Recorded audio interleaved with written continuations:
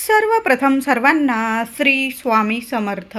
स्वामी महाराजांच्या कृपेने तुमच्या सर्व चांगल्या इच्छा पूर्ण होत ही स्वामींचरणी प्रार्थना करते आणि आजच्या व्हिडिओला सुरुवात करते. आज 14 जुलै मंगळवार दिवशी दर्श म्हणजे ज्येष्ठ अमावस्या, वर्षाची मोठी अमावस्या आलेली आहे. ही अमावस्या सूर्योदय बघितलेली असल्यामुळे आज संपूर्ण दिवस रात्र मानली जाणार आहे. जरी अमावस्या दुपारी 3:14 संपणार आहे तरी पण अमावस्या ही सूर्योदयाने बघितलेली असल्यामुळे संपूर्ण दिवस रात्र अमावस्या तिथी म्हणजेच आपण उपाय सेवा करू शकतो. या दिवशी माझ्या सर्व महिलांनी आपलं घर अंगण स्वच्छ केलेलंच असेल. ज्या दिवशी म्हणजे अमावस्या असते त्या दिवशी आपल्या घरातली नकारात्मकता दूर करण्याचाच हा दिवस असतो. घर अंगण स्वच्छ करा, आपल्या गॅस शेगडीची पूजा करा. जी महिला अमावस्या तिथीत या गोष्टी करते ना तिच्या घरात अखंड लक्ष्मी नांदते, कारण लक्ष्मी तिथंच नांदत असते जिथं स्वच्छता आहे, जिथं प्रेम आहे, निर्मळता आहे. म्हणून आपलं घरदार स्वच्छ करा. उंबरठ्यावर हळदीचं लेपन माझ्या महिलांनी केलेलंच असेल. तुळशी माऊलीजवळ एक दिवा लावा, सकाळी लावा, संध्याकाळी लावा. त्याचबरोबर आज दर्श अमावस्येला संध्याकाळी सुद्धा एक दिवा आपल्याला या ठिकाणी लावायचा आहे. तर तो दिवा आपल्याला लावायचा आहे माठाजवळ. बघा, पितृदोषामुळे सुद्धा बऱ्याच वेळा बऱ्याच अडचणींना आपल्याला सामोरं जावं लागतं. मुलामुलींना सामोरं जावं लागतं. घरात शुभ मंगल गोष्टी घडत नाही, घरात लक्ष्मी प्राप्ती होत नाही. म्हणून दर अमावस्येला संध्याकाळी काही महिलांचा तर नित्य नियम असतो, अगदी रोज आपल्या देवघरात दिवा लावता, मुख्य दाराशी दिवा लावता, आपल्या तुळशीजवळ दिवा लावता आणि एक दिवा माठाजवळ पाण्याजवळ सुद्धा लावतात, कारण माठाजवळ पितृदेवांचं स्थान असतं. आता रोज नाही जमत ना, मग किमान महिन्यातून एकदा अमावस्येच्या दिवशी जरी तुम्ही लावला चालेल. अगदी थोडा वेळ चालला ना, 2 मिनटं जरी चालला चालेल, पण आपण सेवा करतो ना, हे महत्त्वाचं आहे. महिलांना नसेल करायचं, माझ्या दादांनी करू शकता.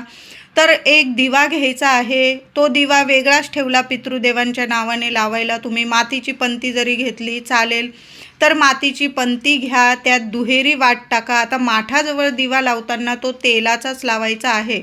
आपण तुळशीजवळ दिवा लावाल, देवघरात दिवा लावाल, मुख्य दाराशी दिवा लावाल, तो आपल्याला तुपाचा चालेल, तुपाचा लावू शकतो आपण. पण जेव्हा माठाजवळ पितृदेवांच्या नावाने दिवा लावाल ना, तो आपण तेलाचा लावायचा आहे. दुहेरी वाट टाकावी. तुम्ही देवांच्या दिव्यांसाठी जे तेल वापरता ते तेल टाकायचं आहे. नाही तुमच्याकडं मोहरीचं किंवा तिळाचं तेल नसेल तर जे देवांसाठी वापरता दिव्यांसाठी ते टाकलं तरीही चालेल.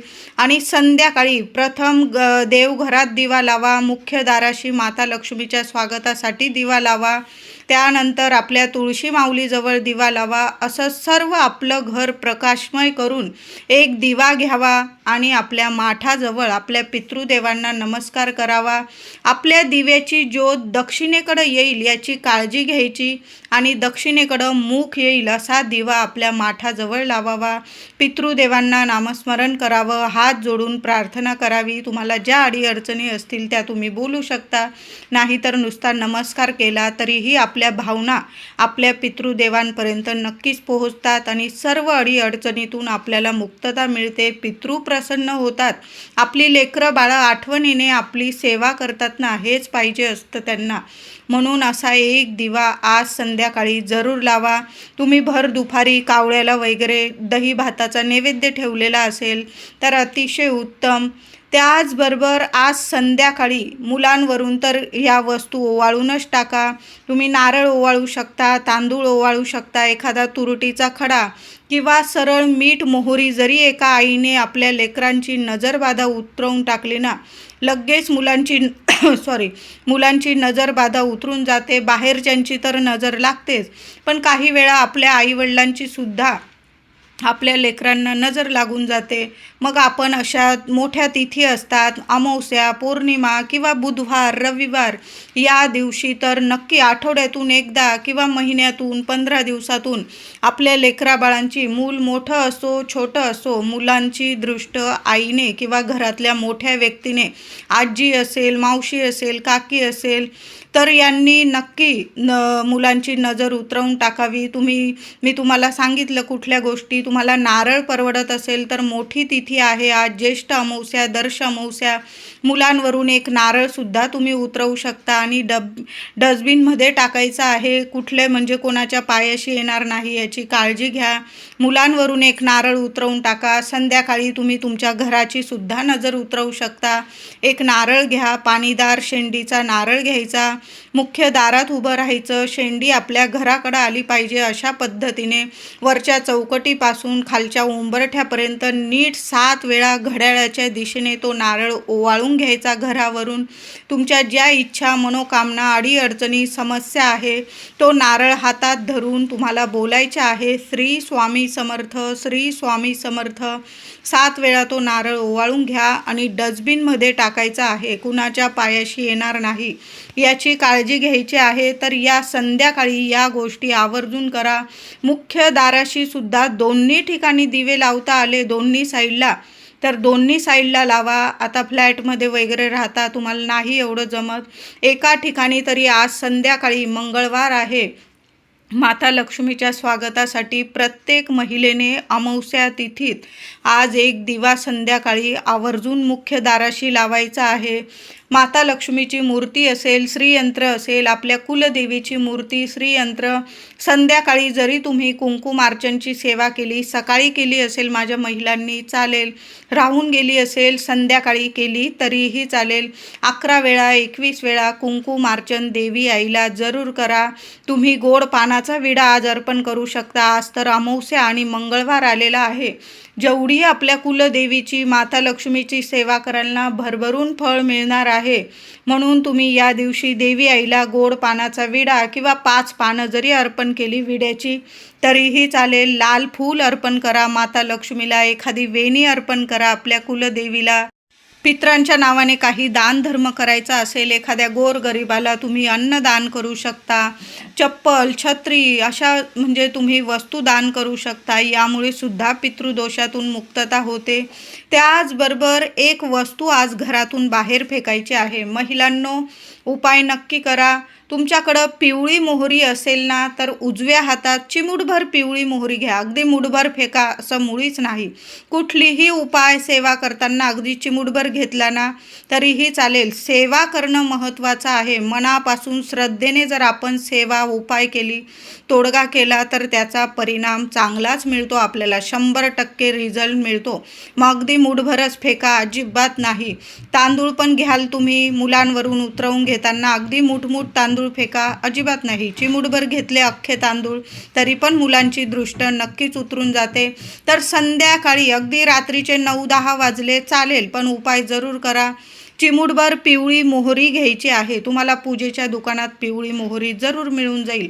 तर पिवळी मोहरी घ्या, उजव्या हातात घ्यायची आहे पिवळी मोहरी. तुमच्या मागच्या रूमपासून, घर मोठं असो छोटं असो, मागच्या रूमपासून ती पिवळी मोहरी तुमच्या उजव्या हातात घेऊन तुम्हाला घरभर फिरायचं आहे आणि तुमच्या मनात ज्या इच्छा, आकांक्षा आहे, जिज्ञासा आहे त्या बोलून घ्यायच्या आहे आणि तुमच्या इच्छा बोलून ती पिवळी मोहरी घरभर फिरून तुम्हाला घराबाहेर जायचं आहे. मागच्या रूमपासून फिरायला सुरुवात करा आणि तुम्हाला मुख्य दारातून बाहेर जायचं आहे. मागे वळून बघू नका आणि ती पिवळी मोहरी एखादं झाड असेल तिथं कोपऱ्याला टाकून द्या. कुणाच्या पायाशी येणार नाही. अगदी जोरात फेकायची असं नाही. कुणाच्या पायाशी येईल आपली इडापिडा, दुसऱ्यांना देऊन आपली इडापिडा कधीच जात नाही. म्हणून एखाद्या कोपऱ्याला टाका. कुणाचा पाय पडणार नाही. चिमणी पाखरं खाऊन जातील. तुमच्या घराची इडापिडा दूर होईल. आता पिवळी मोहरी नसेल तर मग काय करायचं? तर तुमच्याकडं लवंग किंवा मिरी आपल्या मसाल्याच्या डब्यात असतेच. लवंग असेल किंवा काळी मिरी असेल, या दोन्ही वस्तूंपैकी एक वस्तूसुद्धा तुम्ही घेऊ शकता.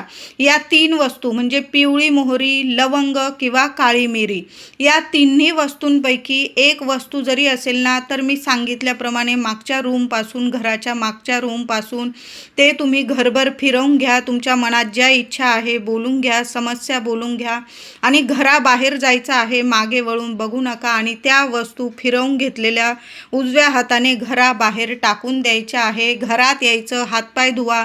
तुम्हाला जर बाहेर हातपाय धुवायला जागा असेल तिथं हातपाय धुवून घेतले आणि मग घरात प्रवेश केला चालेल. सुंदर अनुभव येतील. यामुळे घराची इडापिडा, नजरबाधा, कुणी शत्रुपीडा विनाकारण त्रास देत असेल, घराला प्रगतीला अडीअडचणीत खूप येत असतील तर लगेच तुमच्या घराची नजरबाधा उतरून जाईल. मुलांना प्रगतीचे मार्ग मिळतील. म्हणून हा उपाय जरूर करायचा आहे. तुमच्या घराजवळ जर देवी आईचं मंदिर असेल तर आवर्जून आज देवी आईच्या मंदिरात जा. बरोबर जाताना देवी आईला फुलं, वेणी किंवा पानाचा विडा घेऊन जा आणि बरोबर जाताना थोडासा गूळ बरोबर घेऊन जा आणि आज गोड गूळ देवी आईला नैवेद्यात जरूर अर्पण करा. आज मोठी अमावस्या आहे. तुम्ही सकाळी दर्शन घेतलं असेल अतिशय उत्तम. संध्याकाळी जाणार असाल सहकुटुंब सहपरिवार जाऊ शकता. नाही जमलं माझ्या महिला किंवा दादा गेले दर्शनाला चालेल. बरोबर जाताना देवी आईला फुलं, वेणी घेऊन जा.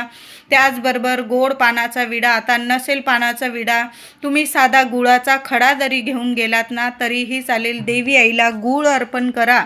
यामुळे सुद्धा तुमच्या घरात शुभ मंगल गोष्टी घडून येतील. आज ज्येष्ठ अमावस्या आहे, दर्श अमावस्या, मोठी अमावस्या आणि मंगळवार आलेला आहे. असा दिवस पुन्हा येणे नाही. तुमच्या मनातील इच्छा बोला आणि देवी आईला गूळ अर्पण करायचा आहे. बघा सर्व तुमच्या मनासारखं घडून येतील. घरात लग्न कार्यात अडीअडचणी येत असतील, संतान प्राप्ती होण्यात अडीअडचणी येत असतील, पितृदोषामुळे अडीअडचणी येत असतील, संपूर्ण निवारण होईल. लक्ष्मी प्राप्ती होईल, धनप्राप्ती होईल, घरात आरोग्य प्राप्ती होईल, मुलांना प्रगतीची प्राप्ती होईल, यश प्राप्ती होईल. तुमचं दुकान असो, व्यवसाय असो, तुम्ही नोकरी करत आहात, मुलं शिक्षण घेत असाल, सर्वांनी हा उपाय ही सेवा जरूर करा. आपल्या कुलदेवीची सेवा आहे. माय माऊली तर एकच आहे. घराजवळ जे देवी आईचं मंदिर असेल ना तिथं जाऊन देवी आईचं दर्शन जरूर घ्या आणि थोडासा गूळ नैवेद्यात देवी आईला जरूर अर्पण करा. खूप सुंदर अनुभव येतील. आज देवी आईचा, कुलदेवीचा एक माळ तरी मंत्र जप घरातल्या कुलस्त्रीने जरूर करा.